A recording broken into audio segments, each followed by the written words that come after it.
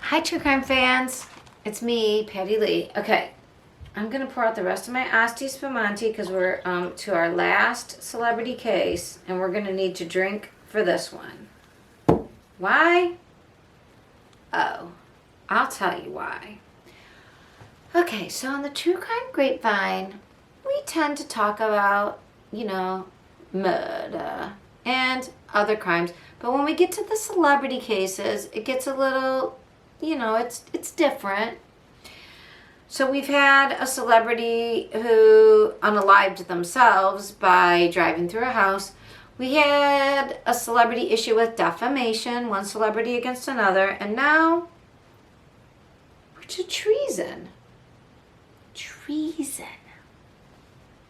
Espionage. In a celebrity case? Oh, I'll tell you. So I don't want the crazies, and I know this will bring out all the bots because this is a bot thing. But people. We have a celebrity by the name of Donald J. Trump. Not only a Celebrity Apprentice star. So, if you're from New York, you'd be like, oh yeah, Donald was mobbed up. Like, everybody knew it. And he was involved in casinos, in construction. I mean, these are the mobbed up activities, traditionally, right? He's got a big estate down in Florida. I mean, come on. Can you say mobbed up? It is very interesting that he even became a presidential candidate considering his background. Be that as it may, he did, he was, we all were there. So now what's going on? Well, very simply, when you no longer have a job, you no longer get to keep information about your job. I think we all know that, right? Like, if anybody works at any corporation, we all know if you take proprietary information home and you are fired, your job is ended. You're no longer in that position. If you had proprietary information, like industry secrets, yeah, you don't take that home, and they don't want you having that information in your home. That's not your information. That belongs to your corporation, to your company. So just like that, if you work for the government, you can't take, secret information home. And if you happen to be, I don't know, let's say the president, taking it home to the White House is different than, let's say, you are no longer the president, but you've removed that top secret information to a separate location. But you're not president anymore. So guess what? That now is stealing proprietary information. It's top secret proprietary information. You're not working for the corporation of the United States government anymore. You don't get to keep that. That is rather like pedestrian, right? To understand, it's simple. Is it not? Especially if it's secret. I mean, if you work at any industry, you understand that, like, if you have the special formula to make a certain product, you're not allowed to give that away. It would screw over your complete product information. Like, you wouldn't be able to do business anymore if everybody understood exactly how you did business. Otherwise, they'd do it too. They'd steal your information. That's, and there is industrial espionage. So, in that same vein, now, but we haven't had many presidents who would try to do this. I mean, apparently the Clintons went through some channels and got a piece of furniture, and then they had it signed off on, and then somebody else was like, hey, by the way, no, you can't take anything out of the White House. I'm sorry, this person said you could. No bueno. Bring it back. And they did. Can't even buy it. Can't keep anything that you like, even if you're the president, okay? Not a piece of furniture, but top secret information. And then within top secret information, there's even a higher grade, like a control grade of information. So there's top secret, then there's top secret that can only be viewed in a secured facility, a SCIF, which means like, so nobody, like it's a secured facility that basically has like lead walls that nobody can intercept, right? So now when Trump was president, he had top secret information that he was like taking care of some war problem at Mar-a-Lago, and that was no bueno, but he was president at the time, and there was this whole thing of presidents can declassify blah blah blah, which is kind of bullshit if it's national defense, but if it's just about something happening that was, so that was cool. Not cool with the people in charge. They didn't like it, but, it wasn't like illegal. But it was playing fast and loose with, you don't take care of war situations at dinner when you're sitting around other people. Like, isn't this cool when people can overhear or there could be, spies? Whatever. That was then, this is now. So after Trump was no longer president, apparently when he moved out, he took boxes and boxes of information with him. We don't know who packed those boxes. We don't know who chose those pieces of information. There's lots of scuttlebutt about it, but that is unclear. What we do know is that boxes of government documents, classified, some secret, there's like just plain classified, then there was classified secret, then top secret, then this like very controlled type. All of it apparently was in a basement closet, and the government that came in, the new administration, they after January 6th, they didn't want to like cause huge waves, but they were like, sir, this was unprecedented. Could you return, this list of things we'd like? We understand you may have taken them to Mar-a-Lago. Okay. And there was some discussion back and forth. No, we really need them.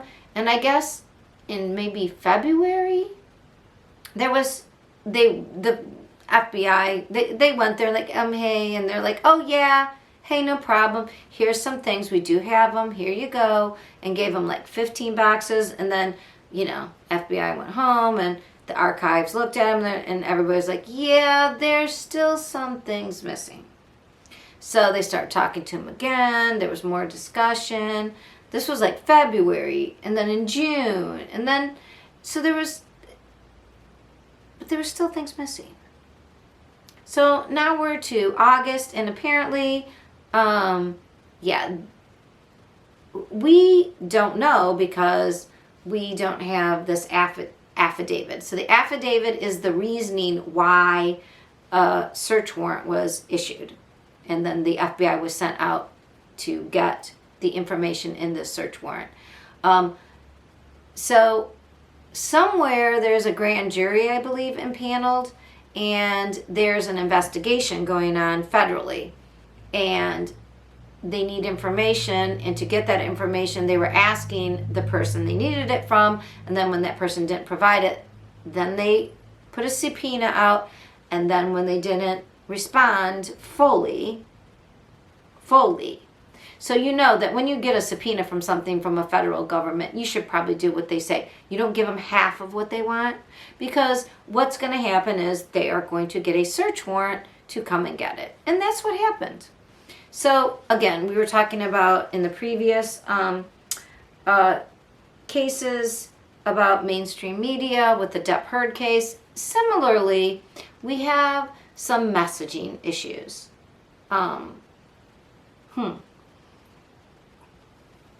Again, some misinformation, disinformation, I would say.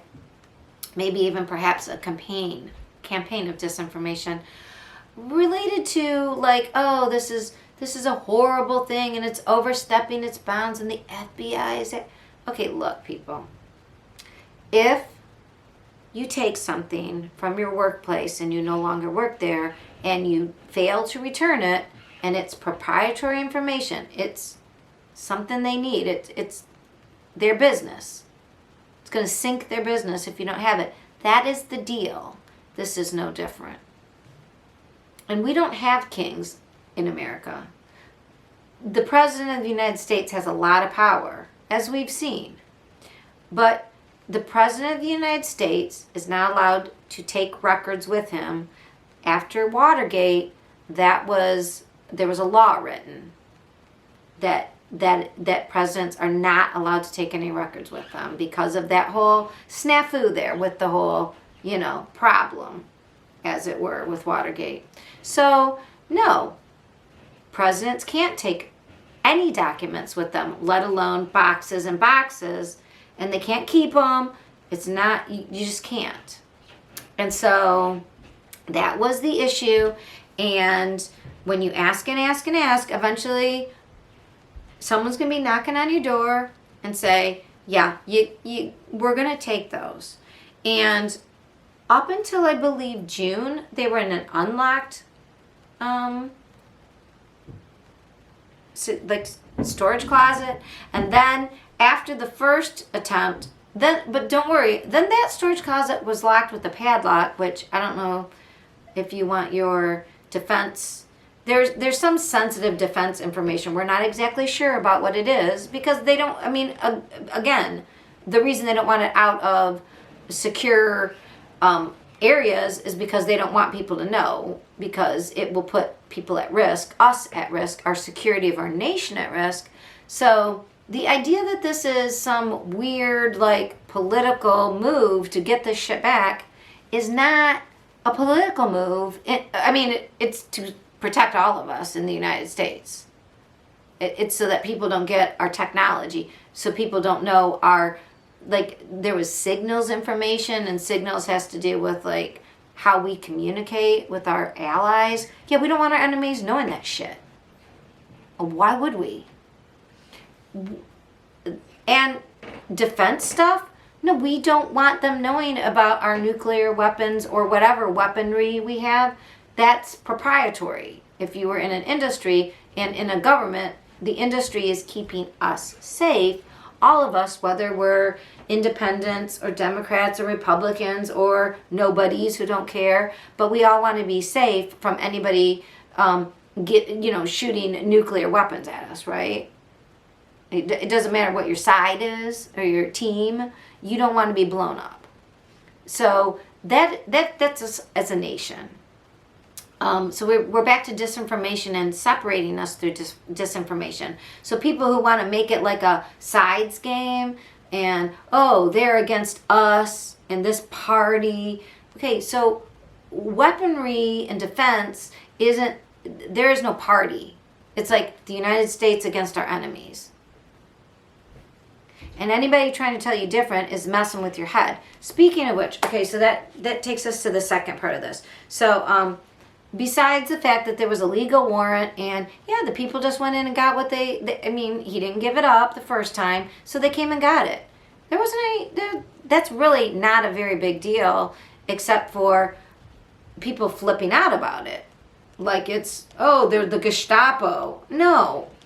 Our documents stay in a secure location. All right, True Crime Grapevine fans, I was about ready to finish this second little aspect of a celebrity. We're actually in the third one. Okay, so the Donald Trump issue.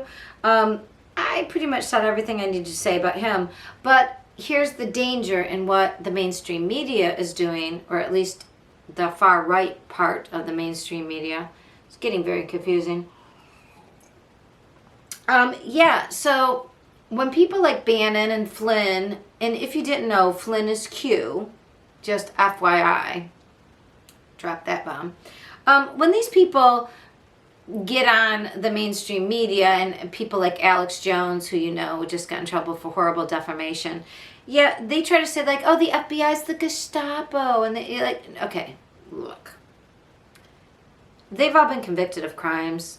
It doesn't matter if they were, if their buddy said, just take that away. The deal is, it incites other people.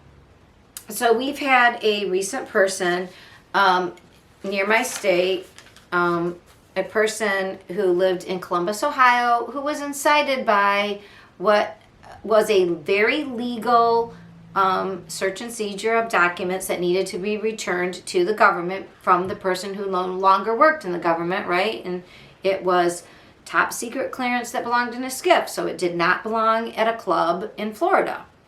That is not that difficult to understand.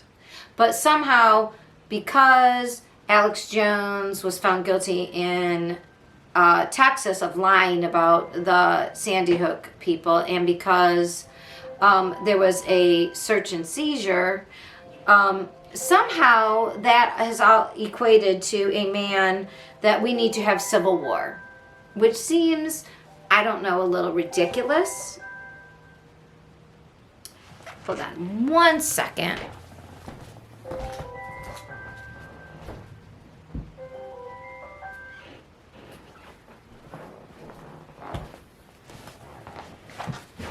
Sorry about that, folks. Hey, by the way, I just want you to see my little friend here with his little sunflower eyes. Do you love him? Do you love him or do you love him? He's so cute, isn't he? All right. So the deal is, there are certain people who are activating or radicalizing individuals by misinforming them about the legality of certain things so that they get worked up and they think they're in 1776. So what's interesting to me as an observer is that because a person is no longer president, they are not allowed to keep top secret documents, they must return them. Somehow that has turned into, we need a civil war. So really, our country was started in 1776 because we didn't want a king. That means we didn't want somebody that didn't have to play by the rules like the rest of us. We wanted equality. This is equality. Equality is nobody gets to keep top secret information away from a safe place because it's not safe, right? I mean, that's pretty simple. I think a third grader could understand. Like, I have the key to the test in my desk as the teacher, and you're not allowed to see it because it's secret, because it's all the answers, and I can't just let the answers out. Everybody would cheat. Kind of that kind of thing. Like, we don't let our secrets out because then people would cheat. Not difficult, right? And it's not radical. It's like, hey, give that shit back because it's not yours. And you're not in the government right now. Give it back to the people who are. That's normal. That's normal. So to turn what is normal into, oh my God, they're good, they're the Gestapo. No. And to radicalize people to, so what this man, his name was Ricky Schiffer. He's 42 years old. He was in the National Guard in Florida and then went into the Navy and fought in Iraq. Somehow this person was radicalized to think that because the government went back and took its top secret information from a private citizen in Florida from a resort club that had all kinds of people, including foreigner dignitaries, visiting. Somehow that was like 1776. It was he actually said, well, let me read this to you, folks. He actually said that 1776 was for far less. He wanted to save America from the Gestapo, the FBI. And I'm not going to tell you everything I saw because I think I hashtagged it, say something, seeing something, saying something to our Department of National Security, because people are putting online how to use implements to get through bulletproof glass, which he does not seem to have understood exactly what they were. I think I understood what they were saying, and I'm not going to explain it because I don't want anybody to do this. But